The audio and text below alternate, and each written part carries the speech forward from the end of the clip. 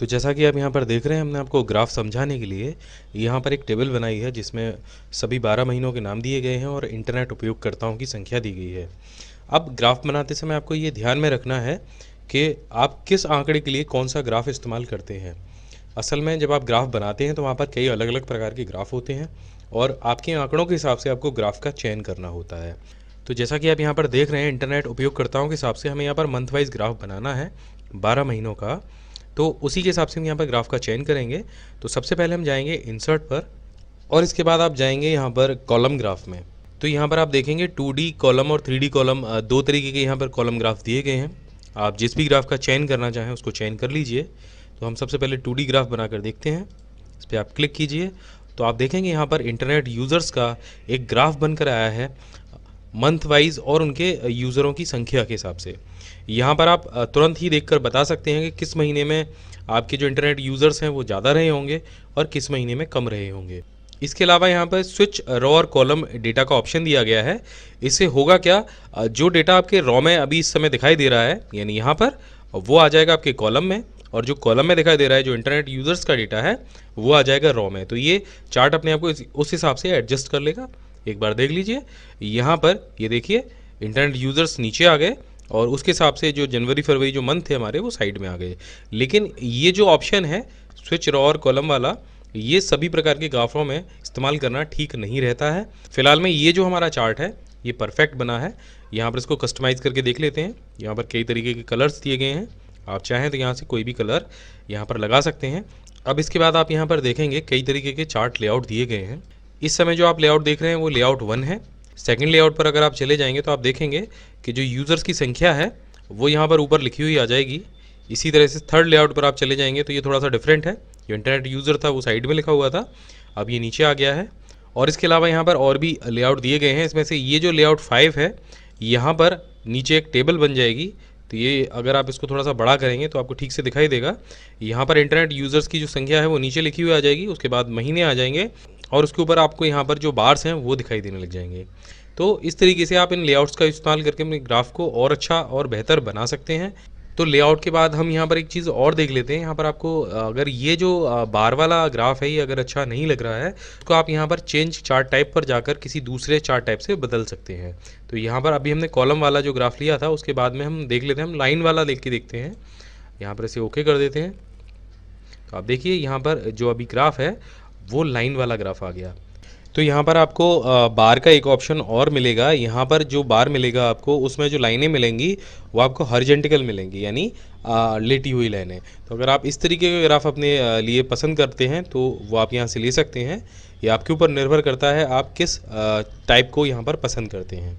तो अब ये तो हो गई एक कॉलम वाले ग्राफ की बात। अगर आपके पास इस तरीके से 3 कॉलम है, यानी 3 तरीके के यूज़र्स को आपको कंपेयर कराना है, तो हमने यहाँ पर क्या किया है कि जो इंटरनेट यूज़र्स हैं उसमें से ये जो संख्या है वो स्मार्टफोन यूज़र्स की है और जो दूसरी संख्या है वो डेस्कटॉप यूज़र्स की है, ये इंटरनेट यूज़र्स में से ही। और यहाँ पर ही हमने मंथ वाइज इसको बनाया है। तो इसके लिए भी आप कैसे ग्राफ का इस्तेमाल कर सकते हैं वो हम देख लेते हैं। इसको पूरे को आप सेलेक्ट कर लीजिए। तो हम जाते हैं इंसर्ट के ऑप्शन पर और यहाँ पर हम कॉलम्स में से 3D कॉलम्स को सेलेक्ट कर लेते हैं। तो हम ये लेते हैं ये सबसे पहले वाला। तो आप देखेंगे ये जो ग्राफ है ये कुछ इस तरीके का बनके तैयार हो गया है। और आप देखेंगे जो इंटरनेट यूज़र्स हैं उनके लिए ब्लू कलर का बार बना है और जो स्मार्टफोन यूज़र्स हैं उनके लिए रेड कलर का और डेस्कटॉप यूज़र्स के लिए ग्रीन कलर का। तो आप देखेंगे यहाँ पर जो एक बार बना है उसी के साथ कंपेयर किया गया है स्मार्टफोन यूज़र को और उसी के साथ कंपेयर किया गया है डेस्कटॉप यूज़र्स को। और ये जो ग्राफ है ये मंथली तैयार हुआ। तो आप एक बार में देख के बता सकते हैं कि किस महीने में कितने यूज़र्स में से डेस्कटॉप यूज़र कितने थे और मोबाइल फ़ोन यूज़र कितने थे। तो इस तरीके के ग्राफ के लिए आप अगर आप बहुत ज़्यादा श्रेणी में आपको कंपेयर कराना हो तो आप इस तरीके से कंपेयर करा सकते हैं। अब बात करते हैं, यहाँ पर आपको एक ग्राफ दिखाई दे रहा होगा, बहुत इंटरेस्टिंग सा और बहुत अच्छा लगता है। कई बार मैगजीन्स में भी आपने देखा होगा। ये जो पाई ग्राफ है इसको कैसे इस्तेमाल करते हैं। तो पाई ग्राफ के लिए हमने यहाँ पर एक शीट बनाई हुई है, शीट नंबर 3। तो हमने यहाँ पर मोबाइल फ़ोन के ऑपरेटिंग सिस्टम्स के कस्टमर का एक ग्राफ बनाने की कोशिश की है। हमने यहाँ पर एंड्रॉयड ऑपरेटिंग सिस्टम के कस्टमर्स लिखे हैं, ब्लैकबेरी के लिखे हैं और विंडोज़ के लिखे हैं। तो इसका हम एक ग्राफ बना देते हैं।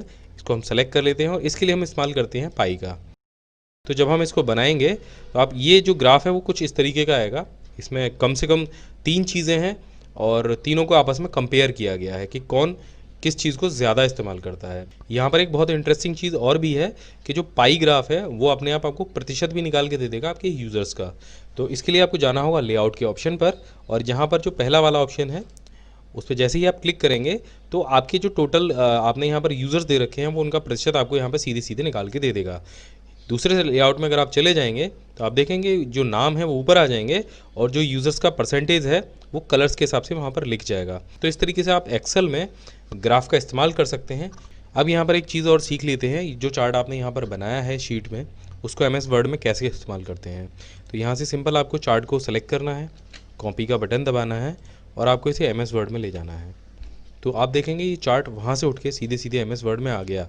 लेकिन अब चार्ट में होने वाली चीज़ों में आप कैसे परिवर्तन करेंगे, आपका जो डेटा है आप उसे कैसे कन्वर्ट करेंगे।